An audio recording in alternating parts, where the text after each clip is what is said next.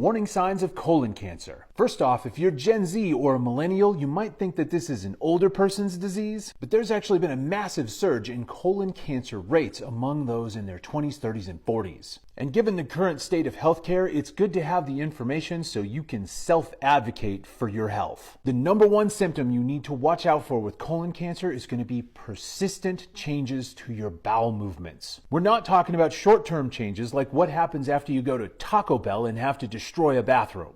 This is any change that lasts more than a week, and you should be especially concerned if it's been 2, 3, 4 weeks. Because as colon cancer begins to grow, it changes the surface of your colon from something like this to something like this.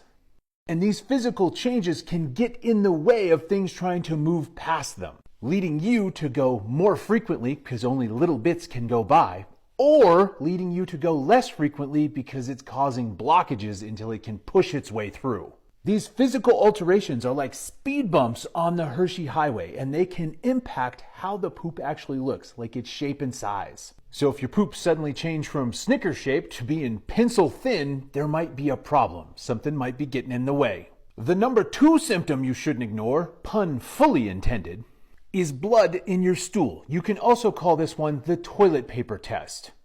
Because if you look down and you find it in the bowl or on what you're wiping with, that should give you pause, especially if it's an ongoing thing. And yes, it could be a hemorrhoid or a fissure, but it also might be colon cancer, and you should definitely get it looked at. If you have these symptoms and you're freaking out right now, I want you to know that colonoscopy is the gold standard for this. And what a lot of people don't know is that the ACA, Obamacare, actually requires health insurance companies to cover screening tests like this.